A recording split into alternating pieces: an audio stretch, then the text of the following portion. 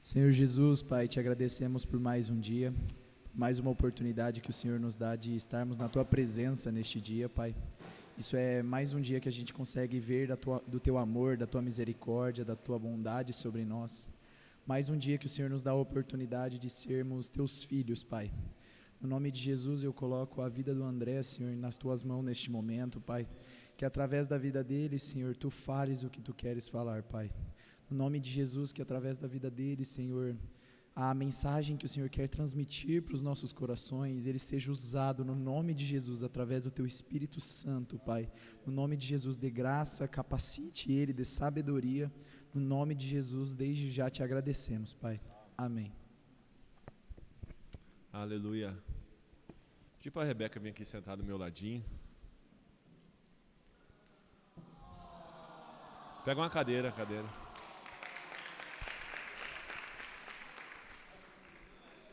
Gente, a parte mais difícil do acampamento para mim, sabe qual que é? Não é dormir ali fora da minha cama, nem tomar banho, apesar que isso também não é tão bom quanto em casa, mas é que eu fico muito longe da Rebeca nesses dias de acampamento. Não tomo café junto. Verdade, ela sabe disso. Vocês não arrumam nada para fazer terça-feira à noite não, hein? Vocês fazem favor, tá?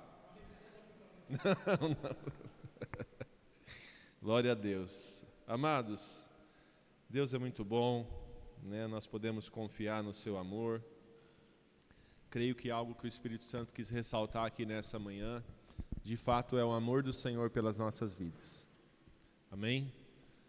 Tem uma frase, eu não sei se é do Lewis ou se ela é do Tozer, que ele diz assim: Deus não nos amou porque nós éramos amáveis, mas Ele nos amou porque Ele é amor. Amém? Então nunca tente entender o amor de Deus por você pela via de que eu sou mais ou menos amável. Tem uma passagem em Efésios 1:5, se não me engano, vamos abrir lá.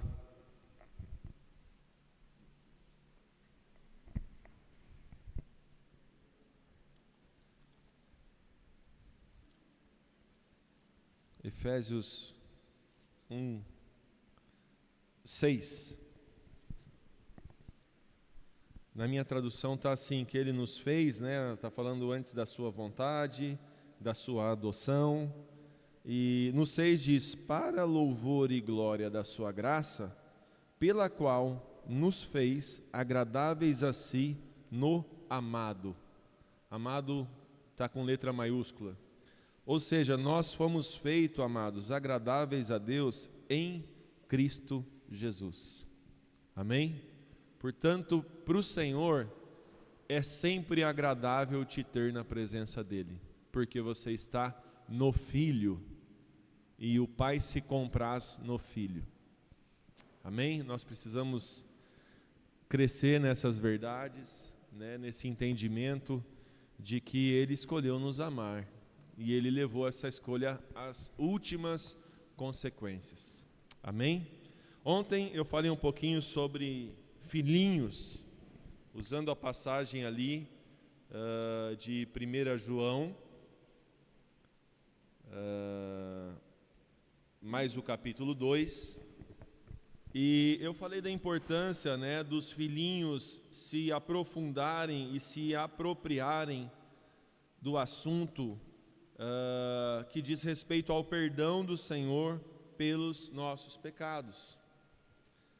1 João 2, 1, 2, a gente percebe que todas as vezes que João está falando ali com os filhinhos, meio que o assunto é pecado, meio que o assunto é vencer essa parte, né, como se fosse um beabá ali de entrada, que todos nós temos que lidar, que são os nossos pecados. E ele vai dizer que os nossos pecados são perdoados. 1 João 2, 1 e 2 diz: filhinhos meus, essas coisas vos escrevo para que não pequeis. Se todavia alguém pecar, temos um advogado junto ao Pai, Jesus Cristo, o justo. E Ele é a propiciação pelos nossos pecados. E não somente pelos nossos próprios, mas ainda pelos do mundo inteiro. Falei sobre essas palavras, né? Propiciação, expiação, remissão, redenção, justificação. Ou seja, Jesus é a oferta propícia a Deus, aceitável a Deus pelos nossos pecados. Jesus queria para si um povo, o Pai queria para si um povo. Sabe quando a gente quer muito uma coisa e a gente vai na loja e aquela coisa às vezes custa caro, né? Um celular, um relógio, um tênis, mas você vai lá e leva o dinheiro. E o dono da loja vê o dinheiro e fala: ok, eu aceito, eu vendo esse tênis por R$300, pode levar. Eu vendo esse tênis por R$400, pode levar. Eu aceitei o preço que você trouxe. O Pai aceitou o preço pago por Jesus pelas nossas vidas. Amém? E quando você compra um tênis, a não ser que você compre parcelado, né? Às vezes a gente compra parcelado, mas se você compra e paga de uma vez, você não tem que ficar voltando na loja pagar de novo. Amém? Aquele tênis está pago. Então, primeiro assunto que nós devemos crescer.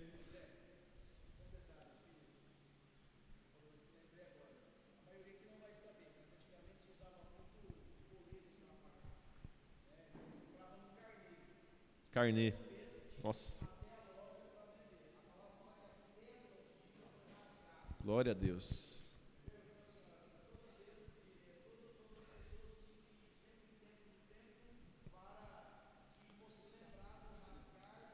Glória a Deus. Amém. Rasgou.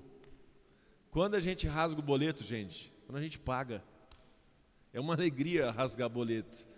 Alegria. Quando você casa é mais alegria ainda. Continuando, amados, na passagem ali de 1 João, João vai falar de jovens. Quer falar? Mateuzinho, quer falar, Mateuzinho?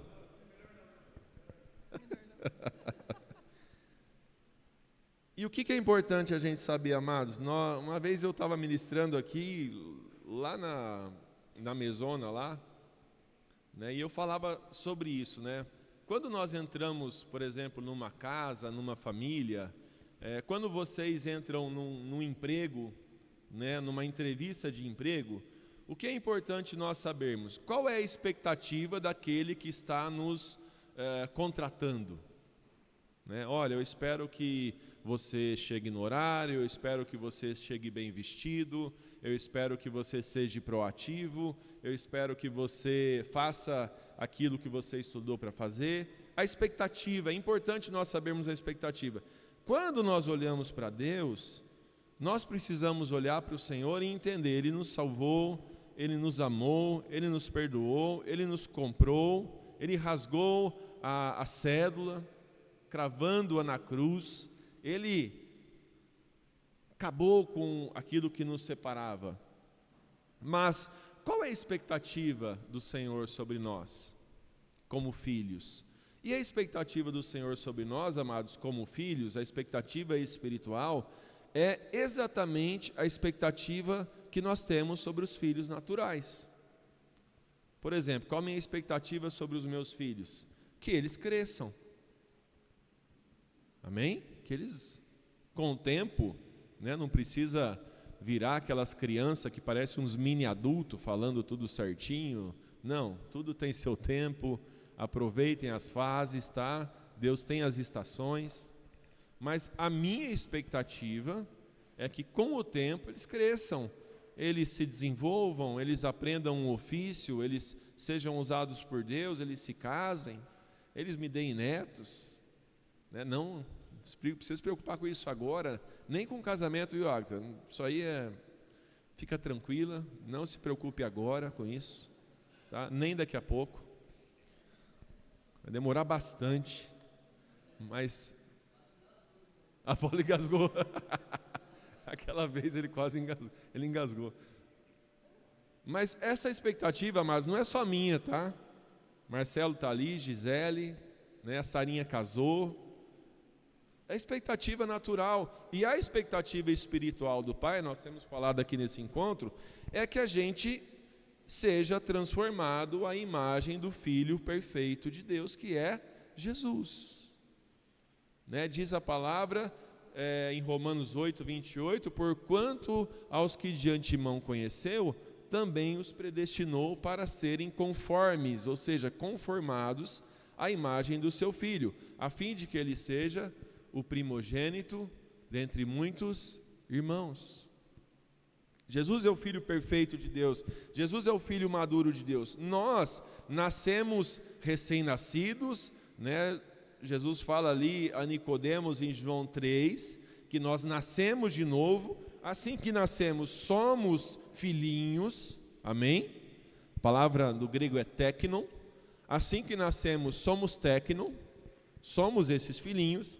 Porém, com o tempo, o desejo do Senhor é que a gente amadureça, tanto que as palavras usadas nesses versículos é avancemos, transformai-vos.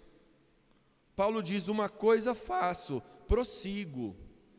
São todos verbos, são todas palavras que indicam movimento. Moisés trouxe hoje cedo, deixando as coisas de menino. Eu vou da inconformidade com Cristo para a transformidade. Portanto, amados, se nós pudéssemos imaginar uma foto de um crente, de um cristão, o certo não seria nós olharmos uma foto, mas um vídeo, porque denota movimento, denota maturidade, denota crescimento. Então eu não estou parado, eu não estou estagnado, eu não cheguei.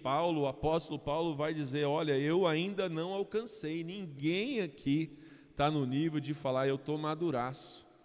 Aliás, a fruta, quando está muito madura, ela cai do pé, pode estragar, Então acho que ninguém quer cair do pé aqui. Quando a gente está muito maduro, acho que Deus puxa a gente vai para a glória, Estamos lá com Ele, a gente está amadurecendo, amém?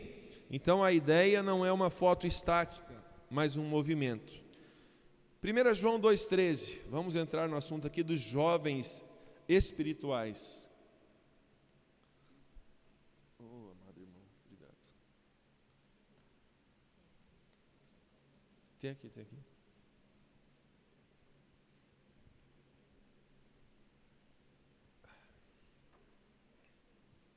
Nós vamos agora observar, amados, nos jovens e nos pais, características que a gente não enxergou numa criança e que não é possível enxergar numa criança.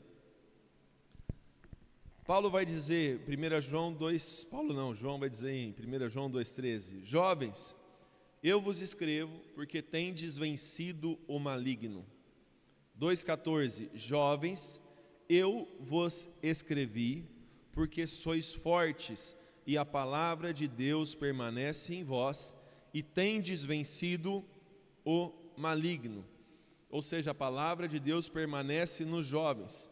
1 João 2,5 diz: aquele, entretanto, que guarda a sua palavra, nele verdadeiramente tem sido aperfeiçoado o amor de Deus. Então, características aqui dos jovens: a palavra de Deus permanece neles. Amém? Amém, gente? Estão aqui? Glória a Deus. Segunda característica: o amor de Deus está sendo aperfeiçoado neles. Terceira característica: os jovens estão vencendo o maligno. Quarta característica: jovens são fortes. Crianças não são fortes. Nós não podemos esperar força de uma criança. Porém, quando um adolescente começa ali a ganhar corpo, a amadurecer, ele começa a ganhar uma força que antes ele não tinha. Quem faz academia aqui sabe, você vai aumentando os pesos, você vai aumentando as anilhas ali, você vai ali muitas vezes se surpreendendo com a tua força. Nossa, eu consigo pegar tanto no supino, eu não conseguia. É uma característica do jovem que não é uma característica da criança. Agora, o que é importante a gente entender nesse cenário de movimento? Se os filhinhos estão ali aprendendo a compreender o assunto do sangue de Jesus, os perdoando dos seus pecados e se desenvolvendo nessa segurança que nós temos em Deus. Nós estamos seguros no amor de Deus. Deus não é como os homens que amam muitas vezes por interesse. Deus não é muitas vezes como nossos familiares, que não nos amam como deveriam amar. A palavra diz que ainda que uma mãe se esqueça dos seus filhos, todavia o Senhor não se esquece.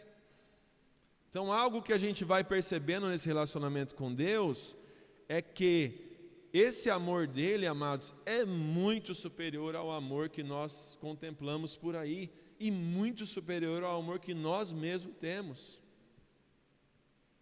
Então, essa criança espiritual, ela vai aprendendo, vamos se dizer assim, usando uma linguagem aqui do boxe, ela vai aprendendo a parar de apanhar do diabo.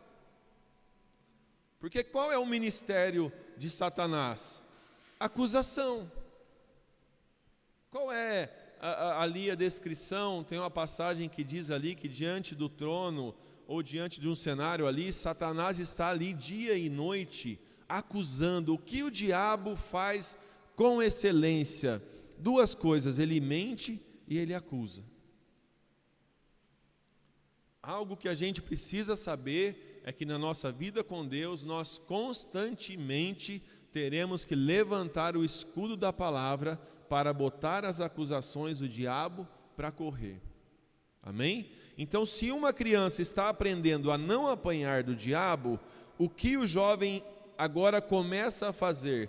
1 João 2,14: Jovens, eu vos escrevi porque sois fortes e a palavra de Deus permanece em vós e tendes vencido o maligno. Para ficar claro num exemplo didático, quando a gente se torna ali um jovem espiritual, nessa luta de boxe, é como se a gente estivesse parando de apanhar e começando a bater. Amém? Qual é a passagem ontem nós falamos, sobre as portas do inferno não prevalecerem sobre nós? Qual é o cenário? O cenário não é que eu estou mais me protegendo do diabo, escondidinho, com o escudo da fé, e ali deixando de apanhar ou rebatendo os dardos inflamados do diabo. O cenário é que nós estamos avançando sobre as portas do inferno, e as portas do inferno não nos seguram mais. Por que elas não nos seguram mais? Porque nós estamos fortes. Aleluia! Esse é o cenário da igreja. O Coliseu não parou a igreja, os leões não pararam a igreja, a pandemia não parou a igreja, a ideologia de gênero não parou a igreja e não vai parar. Amados, nada vai parar a igreja.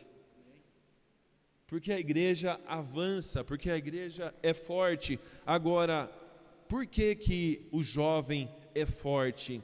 Por que que ele vence o maligno? Segredo está na palavra, porque a palavra de Deus permanece nele. O que a gente diz para uma criança que ela deve fazer para crescer? Não ouvi. Comer. Come tudo. Dormir também. Beber água, se alimentar. Amém? Fome, sede e descanso. E também, exercício físico, mas isso aí a criança já faz por natureza, já anda o dia todo. Mas, amados, eu quero me concentrar aqui no comer. A palavra de Deus é o nosso alimento. Nós ensinamos os nossos filhos: come tudo. Não deixa nada no prato. Minha avó, eu me lembro da minha avó Perina dizendo: filho, você tem que comer até o restinho, você tem que comer até o finzinho, porque é o finzinho que engorda. Ela é culpada de eu ter que estar fazendo dieta agora, com quase 40 anos. Acho que eu aprendi muito bem isso: come tudo. Acho que eu aprendi até demais, estou comendo demais. Popó? Gordinho, o Popó me chama de gordinho. Vai, gordinho, ele fala. Esses dias eu estava comendo um torresmo, e eu estava tirando a gordura do torresmo. Ele olhou para mim e falou: pai, no torresmo, tipo assim, você está comendo um torresmo, o que é a gordurinha? Aí eu falei: Apolo, isso aqui é redução de danos, filho, eu estou comendo um torresmo, eu estou reduzindo o impacto do problema, filhão, Mas enfim, amados, comer, a gente aprende a vida inteira que nós precisamos nos alimentar. E o que a gente precisa, amados, aprender na nossa vida espiritual? Que quem não come, pega a tua Bíblia aí, levanta ela assim, repete comigo: quem não come, não cresce. Repete comigo: quem não come, não fica forte. Quem não come, não vence o diabo. Amém? Então qual que é o segredo? Nós precisamos comer. Nós precisamos que a palavra de Deus permaneça em nós. Amados, o que é permanecer? Quando eu digo permanecer, o que vocês entendem? Que permanecer é algo contínuo, que permanecer é algo constante. Aquela árvore ali fora permanece naquele lugar há talvez 15 anos. Por isso hoje nós contemplamos uma árvore que nos faz sombra, que se tornou útil, que se tornou de certa forma cuidadora do ambiente, não só uma receptora do ambiente, mas ela se tornou uma cuidadora, uma bênção, porque ela permaneceu plantada e as suas raízes permaneceram crescendo. Amados, as nossas raízes, elas precisam estar constantemente crescendo, se aprofundando, buscando essa água. Qual é o exemplo perfeito desse ensino? Vamos para Mateus 4, do 1 ao 11, vamos observar o nosso amado e lindo Jesus, o Filho maduro de Deus, e vamos aprender com Ele. Vamos ter um tempo aqui de contemplação a Jesus. Mateus 4, 11, desculpa, será que é isso mesmo? 1 ao 11, desculpa. Mateus 4, do 1 ao 11, a tentação de Jesus. Pedi para o Robertinho ler.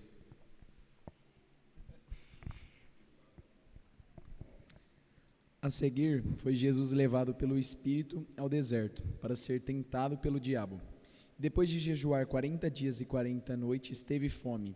Então o tentador, aproximando-se, lhe disse: Se és filho de Deus, manda que estas pedras se transformem em pães. Jesus, porém, respondeu: Está escrito, não só de pão viverá o homem, mas de toda palavra que procede da boca de Deus. Então o diabo o levou à cidade santa, colocou-o sobre o pináculo do templo e lhe disse: Se és filho de Deus, atira-te abaixo, porque está escrito: Aos seus anjos ordenará a teu respeito que te guardem, e eles te sustentarão nas suas mãos para não tropeçares em alguma pedra. Respondeu-lhes Jesus: Também está escrito: Não tentarás o Senhor, teu Deus. Levou-o ainda o diabo a um monte muito alto, mostrou-lhe todos os reinos do mundo e a glória deles. E lhe disse: Tudo isto te darei se prostrado me adorares. Então Jesus lhe ordenou: Retira-te, Satanás, porque está escrito: Ao Senhor teu Deus adorarás e só a ele darás culto. Com isto o deixou o diabo, e eis que vieram anjos e o serviram. Olhando para o nosso mestre, Jesus é esse exemplo encarnado. A própria palavra se fez carne, o verbo se fez carne e habitou entre nós. Jesus é ali tentado pelo diabo. O diabo vem ali para bater, o diabo vem ali para agredir. Olha que interessante, amados, um detalhe interessante: o diabo conhece a palavra, ele só não a pratica. Mas ele diz em Mateus 4, 1 a 4 para sustentar o argumento dele de que se, né, olha o diabo trazendo dúvida, né? É interessante que antes de Mateus 4, Jesus tinha sido batizado por João Batista e a voz do céu diz o seguinte: este é o meu filho amado, em quem me comprazo. Olha que interessante, o diabo vem ali para tentar algo contra o que Deus tinha falado. Deus disse a Jesus: você é meu filho amado. Qual é a tática do diabo? Se és filho, será que você é filho mesmo? É o que o diabo vai usar contra a gente. Será que você é crente mesmo? Será que você ama o Senhor mesmo? Será, se és filho de Deus, manda que esses pães se tornem manda que essas pedras se tornem em pão. Amado, Jesus estava jejuando há 40 dias. Eu ontem cheguei aqui de noite, eu só tinha almoçado. E eu cheguei aqui, eu fui para o culto em Rio Preto, não jantei às 7, eu cheguei aqui às 9 morrendo de fome. Jesus estava com muita fome. Amém? O verbo se fez carne mesmo, ele se tornou como um de nós. Jesus estava com muita fome. Aí o diabo fala assim: Jesus, resolve o teu problema. Mas ele traz uma dúvida: se és filho de Deus. Jesus não age por dúvida. Nós não agimos por dúvida, nós agimos por fé. Se és filho de Deus. E o diabo cita a palavra, amado, cita, está escrito: não só de pão viverá o homem, mas de toda a palavra que sai da boca de Deus. O diabo cita Deuteronômio 8:3. Cita a Bíblia, Velho Testamento. E Jesus, como é que Jesus vence? Com também a palavra. Jesus diz: nem só de pão viverá o homem, mas de toda a palavra que sai da boca de Deus. Depois o diabo cita de novo em Mateus 4:6: se tu és filho de Deus, lança-te daqui abaixo, porque está escrito: aos seus anjos dará ordem a teu respeito, e tomar-te-ão nas mãos, para que nunca tropeces em alguma pedra. O que o diabo está citando aqui? O diabo está citando aqui Salmo 91:11. O diabo está citando a palavra, está escrito. Aí Jesus diz: mas também está escrito: não tentarás o Senhor teu Deus.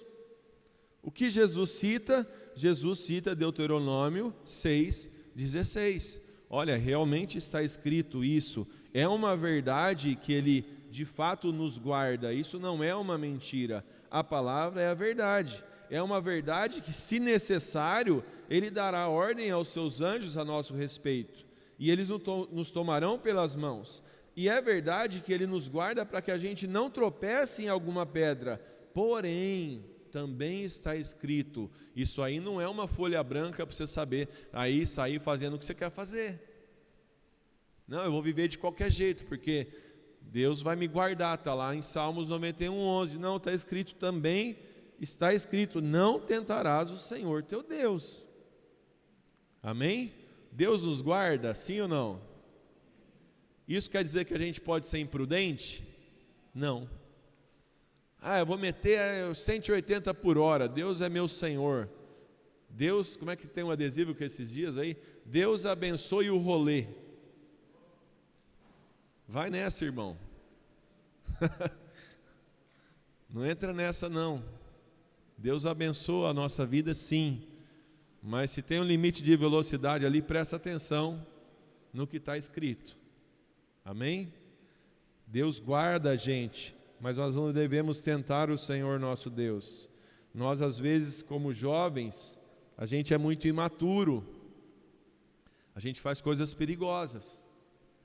E a gente não pode se usar da guarda de Deus para a gente ser imaturo e fazer coisas perigosas.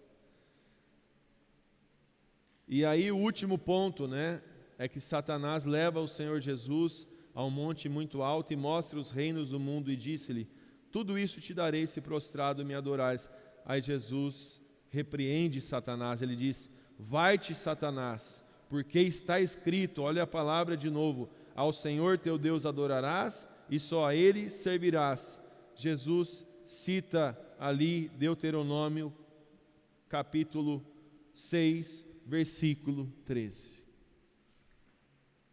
E aí o que aconteceu? Então o diabo o deixou, e eis que chegaram os anjos e o serviram. Tem uma passagem, eu não sei se é em Mateus ou no outro livro que cita essa mesma passagem, mas diz assim: então o diabo o deixou por um tempo, dando a entender que, amados, o diabo tem um monte de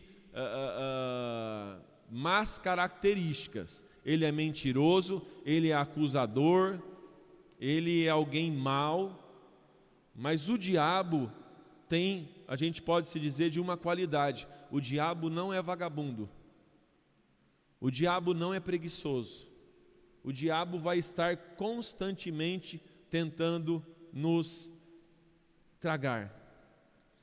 Eu me lembro uma vez conversando sobre isso com Azaf na mesa, eu falei: rapaz, Azaf, o diabo ele é trabalhador, né, cara?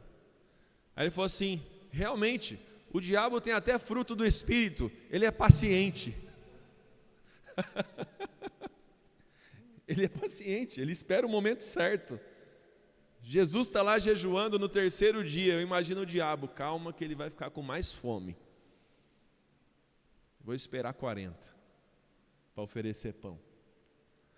Amados, o diabo vai constantemente, momentaneamente nos tentar, mas a característica de um jovem, a palavra aqui é neaniscos, do grego, a característica de um neaniscos é que a palavra de Deus permanece nele, ele passa tempo com a palavra, ele se aprofunda na palavra, ele examina as escrituras na palavra, ele contempla Jesus na palavra, e isso com o tempo se torna nele como que se fosse músculos espirituais. Pode vir, diabo, pode vir, porque eu estou preparado no Senhor para te vencer. Não é na minha força, mas o Senhor nos dá força para vencer o inimigo. Amém, amados? Tiago 4,7 diz: sujeitai-vos, portanto, a Deus, mas resisti ao diabo, e ele fugirá de vós. Glória a Deus. Nós temos autoridade e poder na palavra para nós resistirmos o diabo, e ele vai ter que fugir, amados, porque ele não suporta a palavra de Deus, é a criptonita dele. Amém? Amém? Jovens maduros, essa é a característica do jovem. Ele vence o maligno, ele é aperfeiçoado no amor, a palavra de Deus permanece nele. E aí nós vamos agora para a terceira característica. Nós falamos sobre filhinhos ontem, jovens, que a palavra permanece neles, e agora nós vamos olhar os pais. 1 João 2,14, abra lá.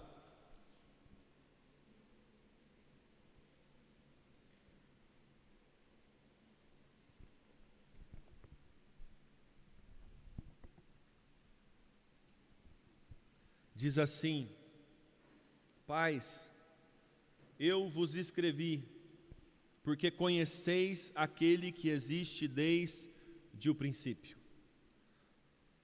Os pais já têm ali, em relação a Deus, um entendimento maior de quem Ele é, não somente do perdão dos seus pecados, mas da sua eternidade, da sua grandeza, do seu tamanho. Amados, Deus é como um exemplo que eu gosto de citar. Quando nós olhamos um prédio muito grande, ou quando nós olhamos uma antena muito grande.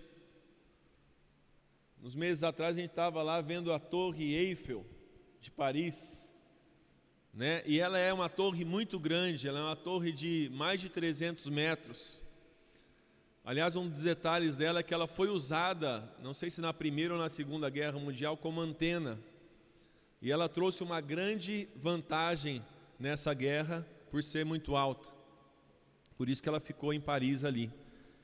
Ela era inicialmente uma torre feita para ser móvel, para ir pelos países. Mas ela ficou fixa ali. Mas o que era interessante, quando a gente olhava ela de longe, ela era grande, né, Mateuzinho? E quando a gente ia chegando perto, ela ficava maior ainda. E quando a gente chegava embaixo dela, amados, eu não sabia que ela era tão larga. Que a gente vê nos chaveirinhos e na televisão, parece que ela é uma anteninha, né? Parece que ela é uma anteninha que sobe. Amados, ela é muito larga. A largura dela é maior do que a largura desse salão daqui até ali. Das pernas dela, das bases dela. É muito lindo, algo muito lindo. Agora, o que é interessante, quanto mais a gente se aproximava da torre, maior ele ficava. Deus é da mesma forma. Quanto mais a gente se aproxima de Deus, amados, maior ele fica. Amém, Dara? Glória a Deus. Não pode dormir, senão eu vou chamar, hein? Amados, quanto mais a gente se aproxima de Deus, maior ele fica. Os pais são aqueles que continuaram a se aproximar de Deus. Então, características eternas de Deus vão sendo derramadas no coração dos pais. Agora, tem outra característica que ela mostra se de fato nós conhecemos a Deus ou não, que é uma característica dos pais. 1 João 2,4. Lê aí, vamos ver quem vai ler, Não, você já leu já. Agora, Luquinhas, bem alto. Hã? O Apolo? Miguel? Então vai, Miguel, você. 1 João 2,4.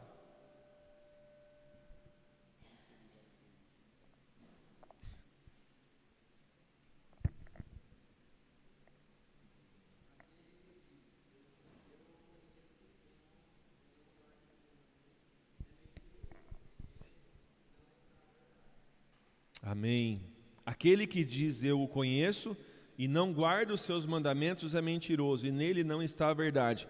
Qual é a característica de um discípulo amadurecido que se tornou ali um pater, que se tornou ali um pai? Aqui a ideia não é simplesmente ou somente a ideia de um pai natural, mas é a ideia de algo espiritual. É que ele conhece a Deus. E como eu sei que ele conhece a Deus? Porque ele guarda os seus mandamentos. E guardar aqui não é a ideia de esconder. Guardar aqui é a ideia de praticar. Ele não só conhece, ele não só tomou posse do perdão, ele não só deixou de apanhar do diabo, ele não só está cheio da palavra, ele não só está ali vencendo o maligno e sendo aperfeiçoado no amor de Deus, mas ele está agora tendo uma vida onde eu posso ver a prática da palavra nas suas ações. Ele ama o necessitado, ele é generoso em suas finanças, ele tem um coração coletivo. Nós vamos falar um pouco sobre isso amanhã, mas em relação à igreja, ele se preocupa com o próximo, ele vê os necessitados. Daniel trouxe aqui exemplos ontem muito práticos que eu vejo na vida do Daniel. Ele se preocupa se as pessoas estão comendo, se os irmãos estão sentados. Eu preciso amadurecer mais isso, Dani, de me preocupar mais em ver os outros. Mas isso é uma característica de alguém maduro. Eu vejo o mais velho, eu vejo aqueles que estão com algum tipo de deficiência, que estão lá atrás da fila. Irmã, passa na frente, vai você. Isso é característica, amados, de um adulto, é de alguém que foi, como o Luquinhas trouxe ontem, aquele versículo, alguém que está sendo exercitado pela, que diz a palavra, exercitado pela prática. Vamos achar essa passagem. Vamos lá, gente, vamos procurar. Exercitados pela prática.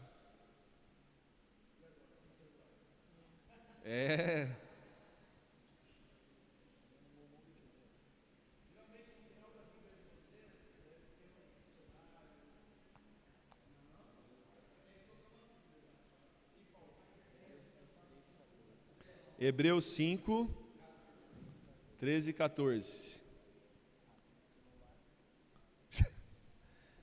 Olha só, porque qualquer que ainda se alimenta de leite, não está experimentado na palavra da justiça, porque é menino.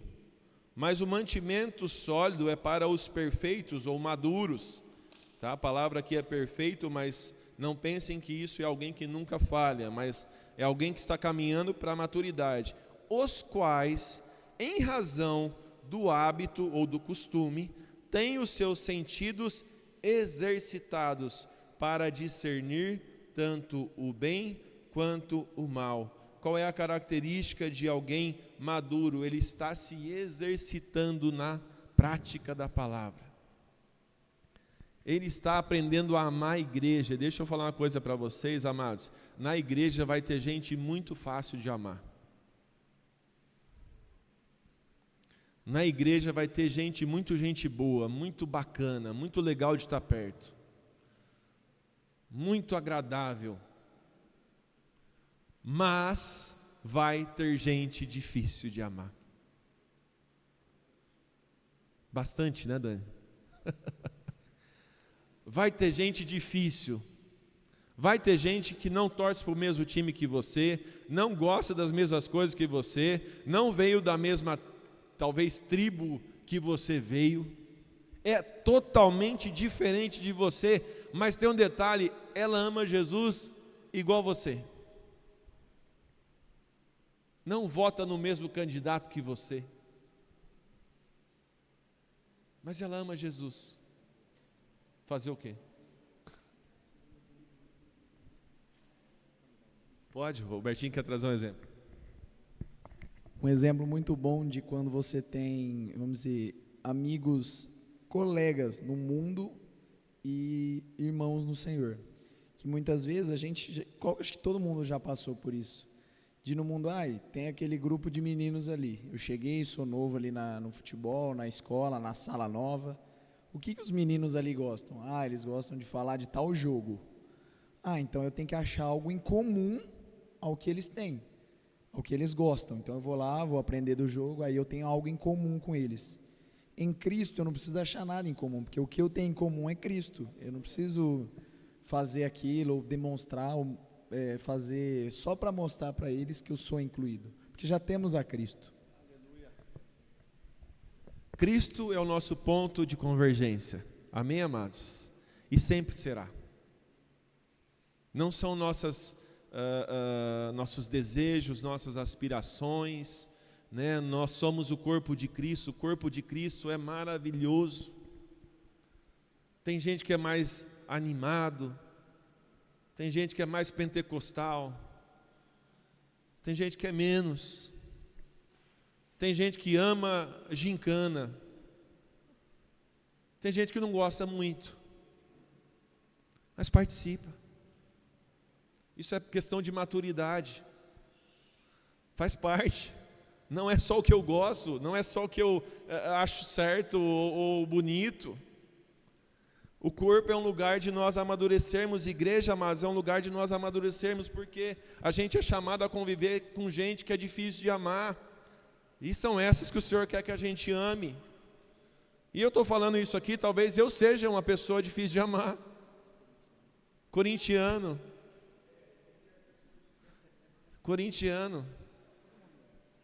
TDAH, desorganizado, esqueço as coisas. Gente, não é fácil a convivência aqui, tá? Não vou dar o microfone para a Rebeca, senão ela vai ficar ministrando horas aqui sobre o assunto. Daniel também me suporta bastante. Misericórdia. Gente, a gente não é facinho não, tá? Não acha você que você é a última bolacha do pacote para ser amada. Todos me amam. Às vezes não é fácil. Mas nós somos chamados a amar pessoas difíceis.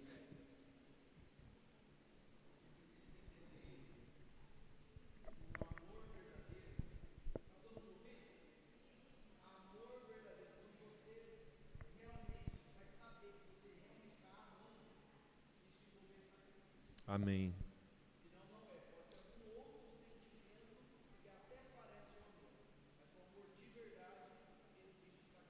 Aleluia. Põe a voz certa, não vai pôr aquela de... Amém. O amor envolve sacrifício, amém, amados? Como que Deus prova o seu amor para conosco? pelo fato de Deus ter morrido por nós. Amor sacrificial. Amém, amados? Amemos uns aos outros com amor sacrificial. Aqui é o corpo de Cristo, nós estamos aqui para agradar a Cristo. A centralidade, em nome de Jesus, isso é algo que nós temos buscado e a gente vai continuar buscando como igreja e como presbitério e como pastores. A centralidade aqui é Cristo, é a vontade de Cristo. Portanto, pode ser que você venha aqui e volta e meia seja desagradado pela vontade de Cristo. Saiba que isso é muitas vezes nós abrindo mão da nossa vida, tomando a nossa cruz, vivendo como adultos espirituais, entendendo que a igreja é um corpo que funciona ao redor de Cristo e não ao redor de mim, não ao redor das minhas necessidades, os meus gostos, mas funcionam em torno de Cristo e dos seus gostos. Amém, amados? Um pai, ele precisa aprender a manifestar isso, e ele manifesta isso. Outras duas características de um pai que uma criança não tem e um jovem não tem muito. Essas duas características são essenciais na caminhada cristã, no desenvolvimento da nossa caminhada. Os pais têm autonomia, repitam comigo, autonomia, e o pai é aquele que já está reproduzindo, repitam comigo, capacidade de reproduzir.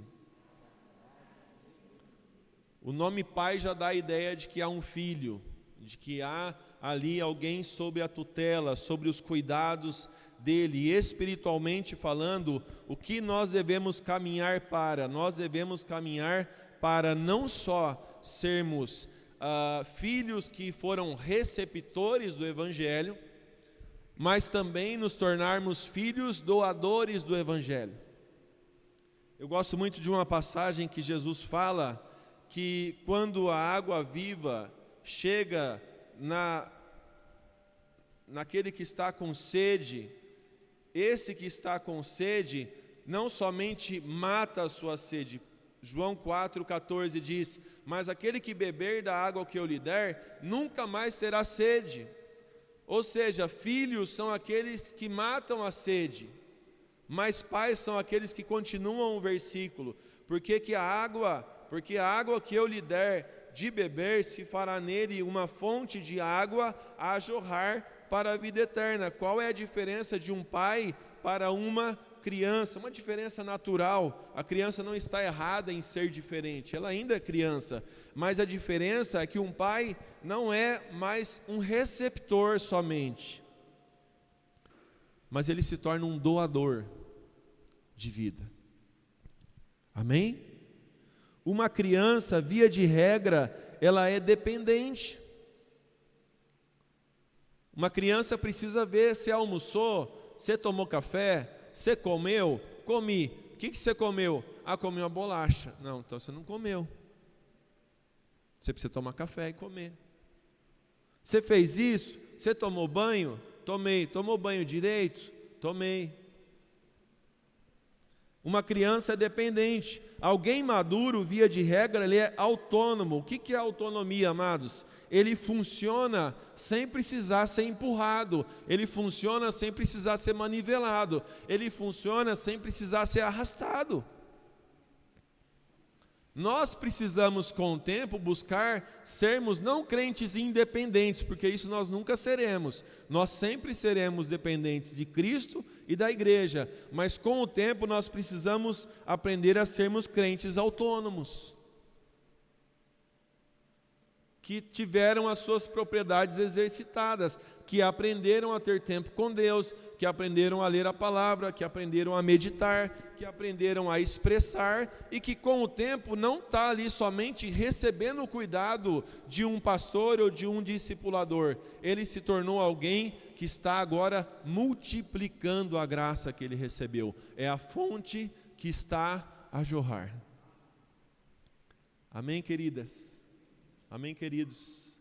homens e mulheres, nós precisamos ter essa preocupação. Senhor, eu não quero simplesmente no teu corpo ser uma criança que está sendo alimentada, amém? Nós vamos ser alimentados até o último dia da nossa vida pela palavra. Nós precisamos continuar comendo, nós precisamos continuar recebendo. Um adulto também recebe, amém?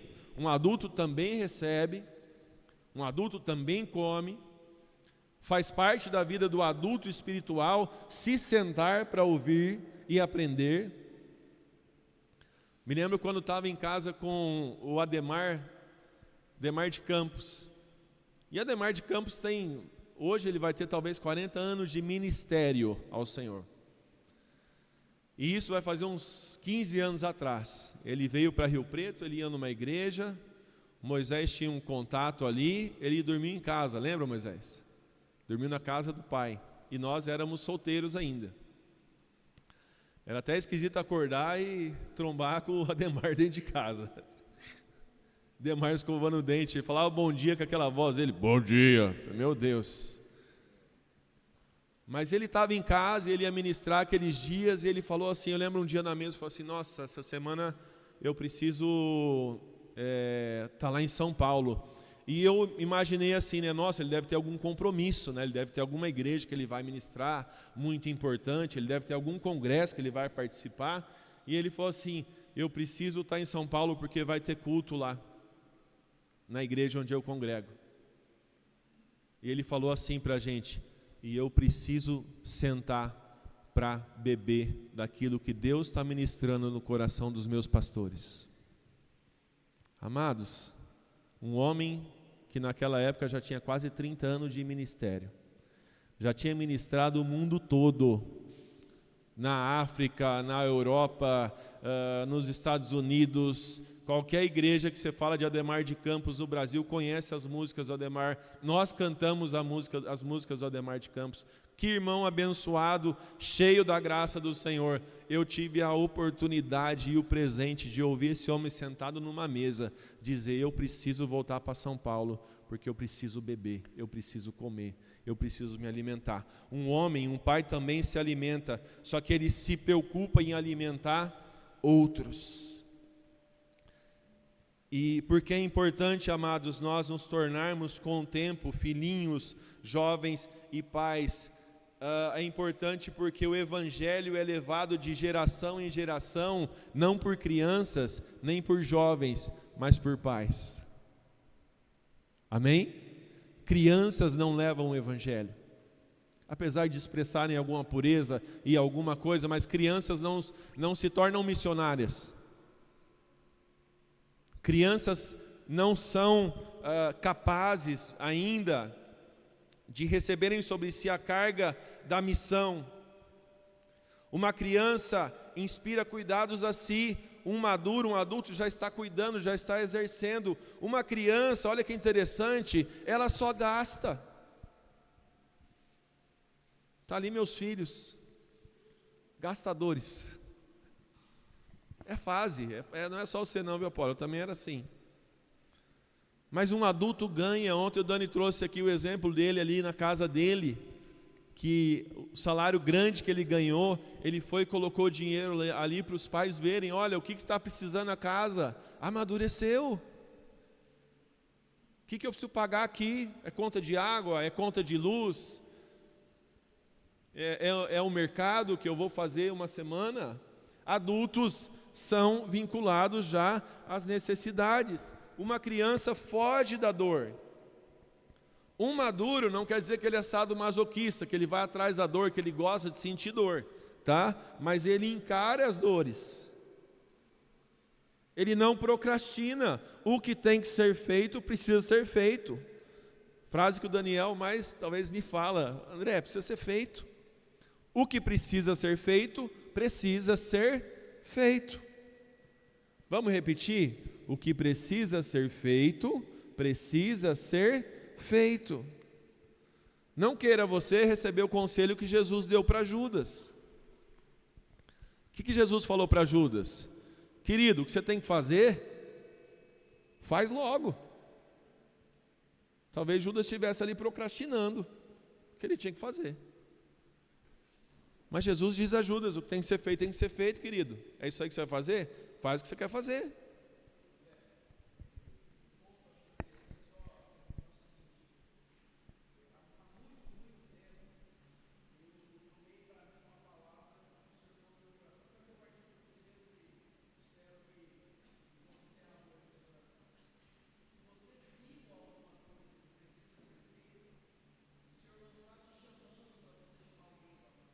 Amém.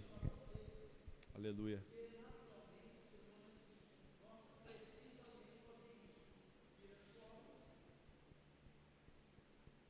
Uhum.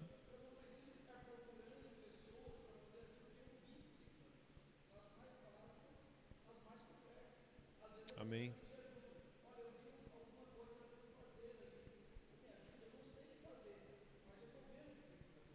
Amém.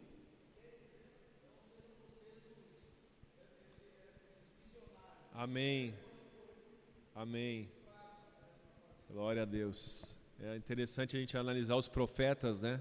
Os profetas não eram aqueles que os profetas da Bíblia não eram aqueles que simplesmente denunciavam o pecado de Israel, né? Eles encarnavam a mensagem, eles choravam pelos pecados de Israel, eles sofriam pelos pecados da nação, e eles se tornavam ali profetas, muitas vezes mártires, pessoas que morriam pela causa, pessoas que viviam por resolver um problema. Então, que a gente tenha esse coração profético e esse coração paternal. Vi um problema, querido, olha que revelação Deus está te dando, é teu, vai resolver. Procure ajuda, como o Daniel falou, tem vezes que a gente não consegue, não é a gente não tem mão para isso, não consegue resolver ele inteiro. Procure alguém que resolva. Amém? Mas deixa eu falar uma coisa para todos aqui.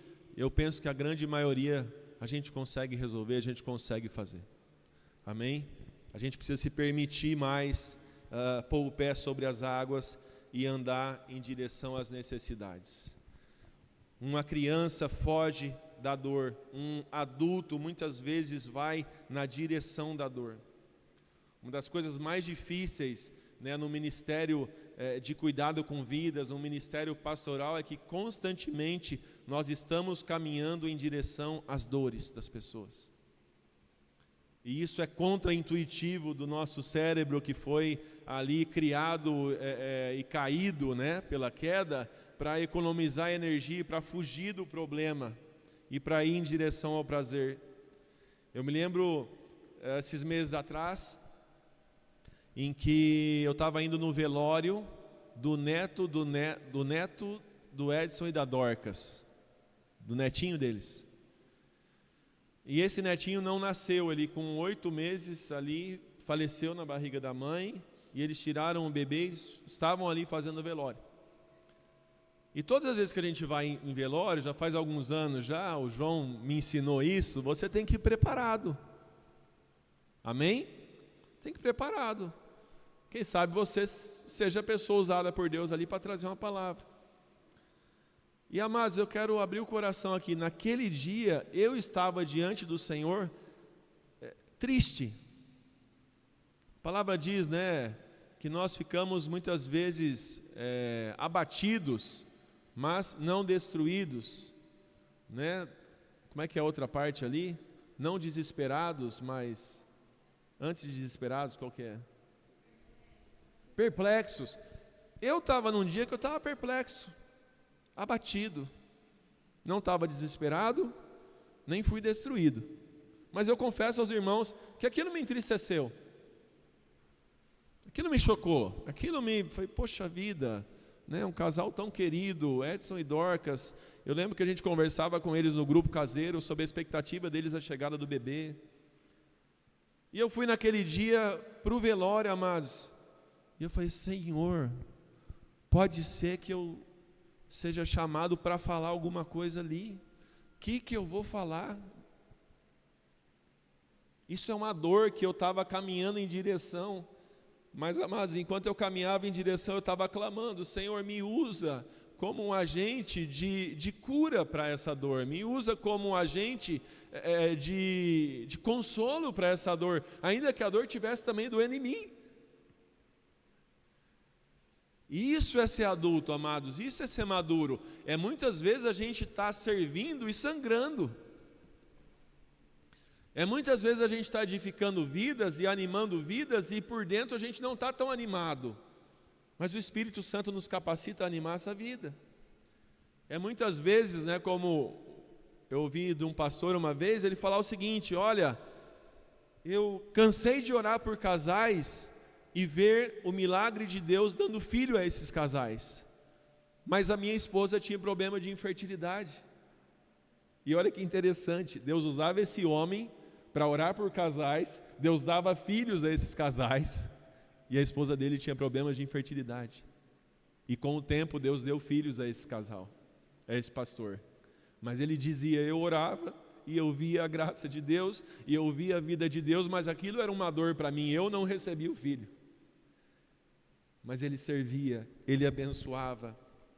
E o que diz a palavra, vamos abrir lá em 2 Timóteo 2, 1 e 2, que diz a respeito de como o Evangelho vai pulando de geração em geração. Amém. Marquinhos falou da música, né? Que das minhas feridas saia poder para curar. Amados, isso é uma verdade. A gente precisa entender isso, que a gente nunca vai ser esse servo que está ali sem problema nenhum, sem situação nenhuma, sem chateação nenhuma para servir. Se você esperar tiver tudo certo para servir, meu irmão, esquece. Você vai continuar uma criança, um bebê, um juvenil espiritual.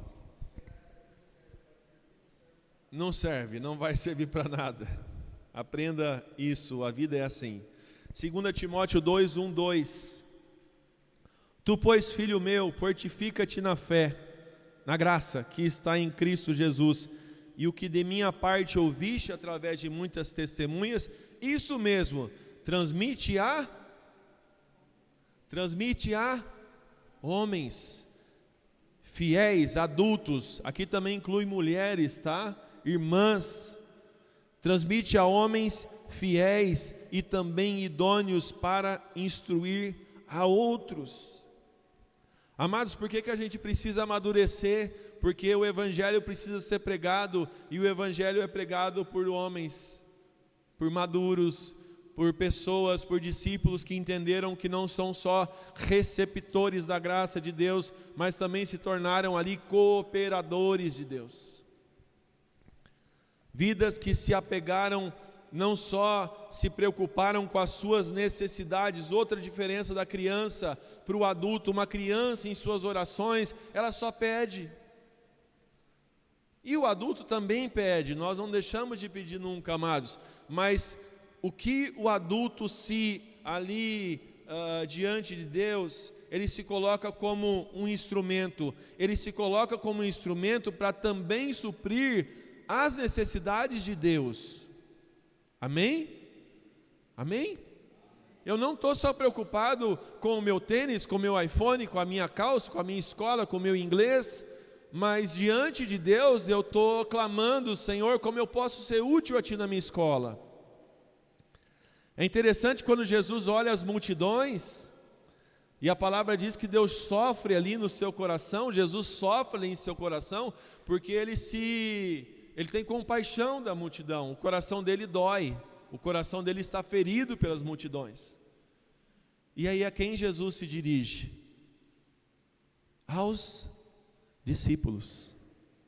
Como se Jesus estivesse falando: eu tenho uma dor no meu coração, mas eu não sou capaz de sozinho alcançar essa multidão.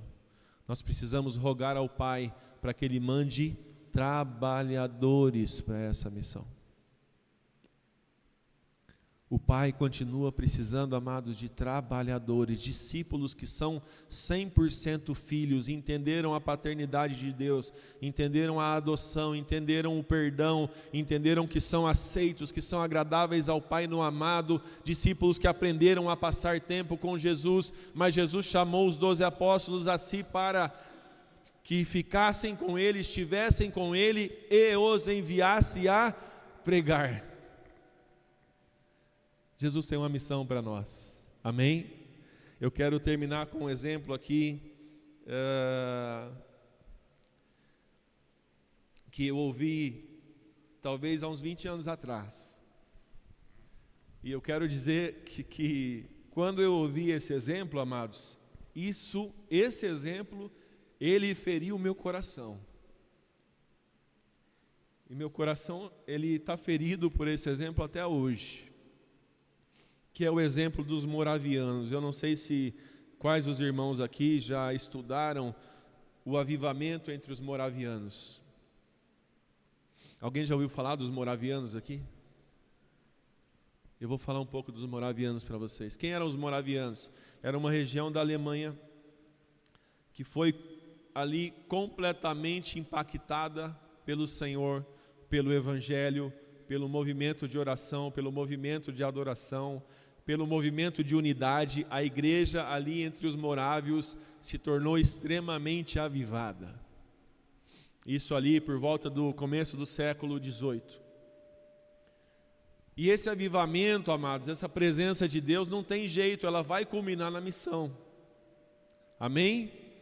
O avivamento, a oração, o encher do Espírito, o mover de Deus vai culminar com a missão.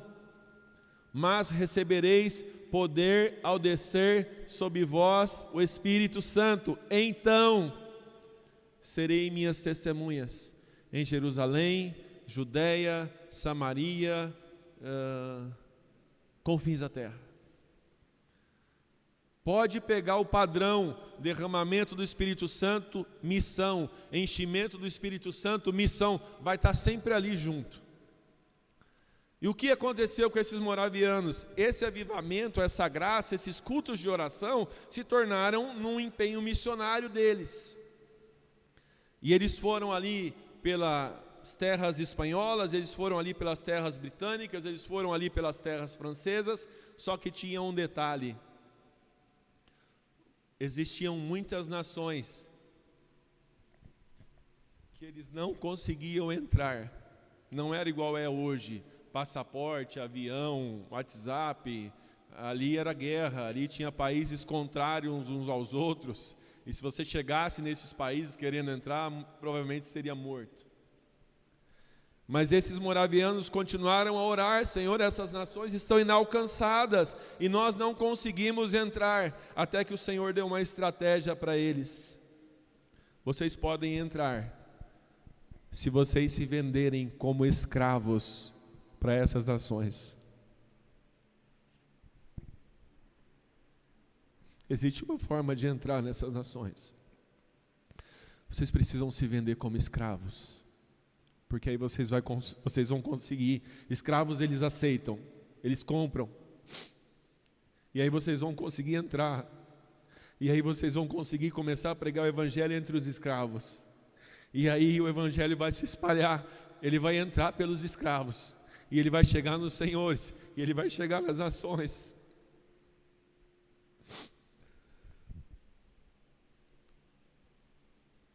E amados, diz a história que esses homens se vendiam como escravos. Esses jovens se vendiam como escravos. E no embarque para esses países, muitas vezes de barco, eles se despediam das suas famílias, dos seus pais, das suas mães. Era como que se fosse um velório. Aqueles pais sabiam que nunca mais veriam seus filhos. Aqueles filhos sabiam que nunca mais veriam seus pais. Aqueles homens e aquelas mulheres sabiam que eles não retornariam às suas terras, mas que a partir de agora eles teriam uma vida dura, difícil, como escravo. E dizem os registros que ao embarcar nesses navios, eles davam as mãos uns aos outros, e eles diziam, eles gritavam aos que ficaram: é pelo Cordeiro, não é por nós, é pelo Cordeiro. Nós estávamos bem aqui, num ambiente avivado, cheio da graça de Deus, cheio do dom do Espírito Santo, mas o coração do Cordeiro está ferido pelos perdidos.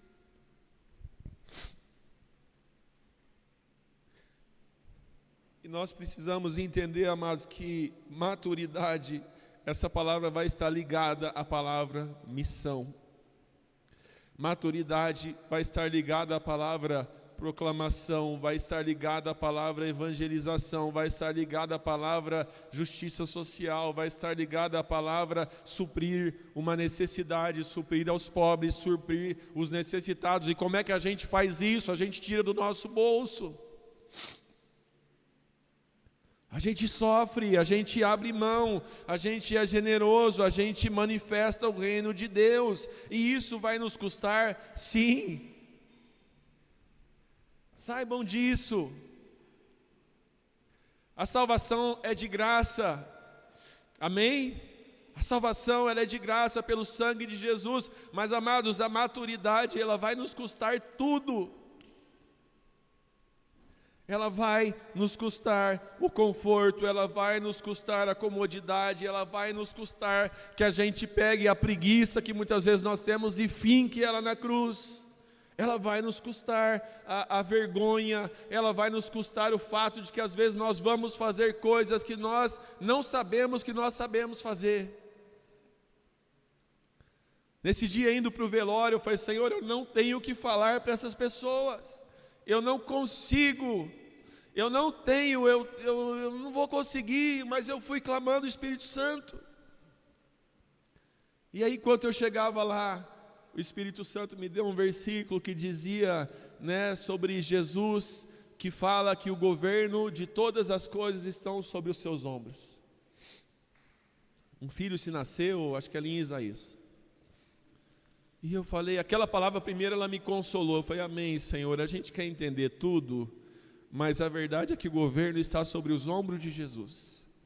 Não vou entender tudo, eu confio no teu caráter, na tua bondade, no teu amor, eu te conheço. Não tenho dúvidas da tua justiça.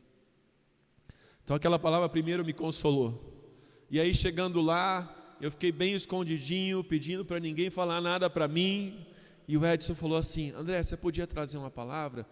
Veio um padre, o padre João, amigo meu, estuda comigo na faculdade, trouxe uma palavra na mesma linha que eu ia compartilhar. Ele falou assim, fujam das pessoas que explicam tudo para vocês. Fujam desse tipo de pessoa que quer explicar tudo, tintim por tintim. Tem coisa que é mistério. E aí ele me passou a palavra, eu falei, gente, a palavra que eu tenho é exatamente essa. Li o versículo, o governo está sobre os ombros de Jesus. Amados, aquela palavra foi de um consolo para as pessoas que estavam ali, que eu conseguia ver, era visível, que é interessante isso, às vezes a gente está ministrando a palavra e a gente consegue ver, é lindo isso, a gente consegue ver a palavra fazendo efeito, consegue ver a palavra entrando, consegue ver os semblantes mudando. Amados, daquele velório eu consegui ver, eu consegui contemplar como aquela palavra veio e trouxe um consolo sobre todos que estavam ali. Eu não sabia que eu podia fazer isso, mas eu podia no poder do Senhor. Amém? Eu quero em nome de Jesus desafiar vocês e encorajar vocês a vocês colocarem mais o pé sobre as águas e a vocês entenderem que vocês podem muita coisa no poder do nome de Jesus. Vocês podem pregar o evangelho na escola de vocês, na faculdade de vocês, no trabalho de vocês, aonde vocês estiverem, amados. Vocês são luz do Senhor. Assim brilha a vossa luz diante dos homens, para que vejam as vossas boas obras e glorifiquem ao vosso Pai que está nos céus. Nós somos luz do Senhor aonde nós estamos. E talvez você diz, André, mas eu não sou uma luz assim tão grande, eu sou uma luzinha. Mas eu quero dizer, amém, é justamente nas trevas que as luzinhas fazem diferença. Põe mais óleo, aumenta a chama. Me lembro de um exemplo de um pastor que ele disse que uma vez ele chegou na casa dele e estava um breu, ele não conseguia ver a fechadura da porta para colocar a chave. Aí ele se lembrou que ele tinha uma luzinha no relógio. Ele bateu, iluminou, viu a chave, virou a chave, abriu a porta. Amados, você é essa luz de Deus que vai virar a chave e vai abrir portas. Eu estou profetizando isso em nome de Jesus. Ninguém precisa ser holofote, seja luz. E o Dani falou algo importante, vai colocando azeite, irmão, vai aumentando essa luz.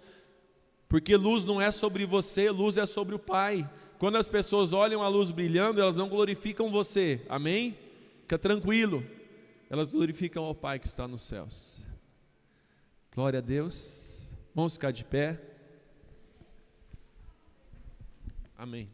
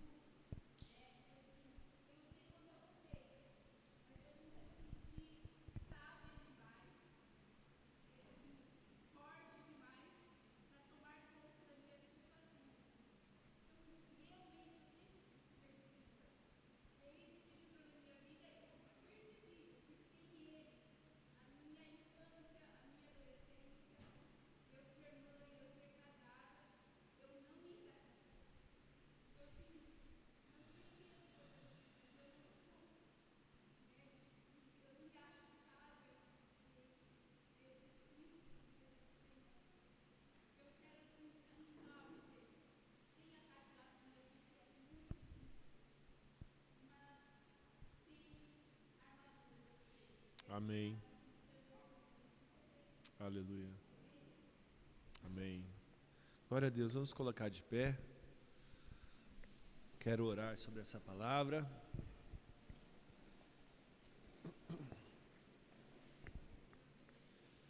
A nossa geração, amanhã eu vou falar um pouco mais sobre isso, mas ela está sendo vítima de um fenômeno chamado de amadurecimento tardio. O Gisele falou sobre os pais irem nas escolas, às vezes, conversar com os professores, mas isso está acontecendo nas faculdades. A pessoa faz faculdade, tem 20 e tantos anos, é o pai que vai lá conversar na faculdade, a mãe que vai lá conversar na faculdade. Mas em nome de Jesus, amados, nós fomos chamados para sermos luzes para essa geração. Amém? Nós não precisamos nos sujeitar ao espírito dessa época, que diz que você pode demorar até os 30 anos para virar gente, para virar homem, para virar mulher. Não precisamos disso. Podemos ser luz nesse mundo e vamos clamar que isso ocorra também, não só naturalmente na vida, mas espiritualmente também, que não haja um amadurecimento tardio, como houve ali nos Hebreus, na carta de Hebreus ali, mas que haja um amadurecimento no tempo do Senhor, sem se atrasar. Amém? Senhor, em nome de Jesus que nós oramos. E, Senhor, eu peço que essa palavra venha, de fato, decantar em nosso coração, que ela venha, Senhor Jesus, ficar ali na nossa mente, que a gente possa digerir essa palavra nesses dias, Senhor, e que, Senhor, nós não venhamos ser meninos ou discípulos que teimam em não amadurecer, Senhor. Em nome do Senhor Jesus, Pai, nós queremos repreender o espírito deste mundo, Senhor. Queremos repreender um amadurecimento tardio, Senhor Jesus, fora de época, Senhor. Queremos repreender as mentiras, os enganos sutis que Satanás quer trazer, Senhor, para essa geração, que já tem trazido, Senhor, muitas vezes para o mundo, mas nós queremos, em nome de Jesus, profetizar sobre essa geração, que eles serão luzeiros neste mundo, que eles serão luz onde eles estiverem, que eles serão reconhecidos pela sua maturidade, que eles se destacarão, Senhor Jesus, dentre aqueles da sua geração, pela sua maturidade, pelo seu coração, pelo seu crescimento, Senhor.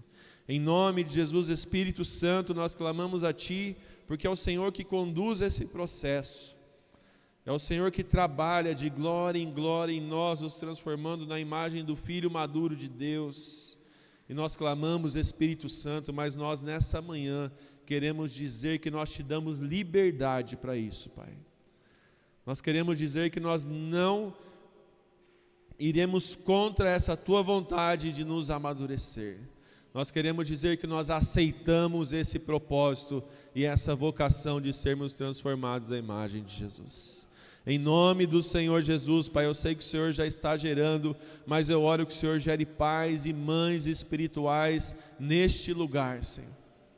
Que o Senhor gere jovens fortes, cheios da palavra, que a palavra permaneça deles, que eles vencem o diabo. E eu quero profetizar sobre essa geração, Senhor, que sejam jovens segundo o Teu coração, que sejam pais e mães segundo o Teu coração, filhos maduros, autônomos diante de Ti, que multiplicam a Tua vida, que fluem a Tua fonte, Senhor, onde eles estiverem, em nome do Senhor Jesus. Amém e amém.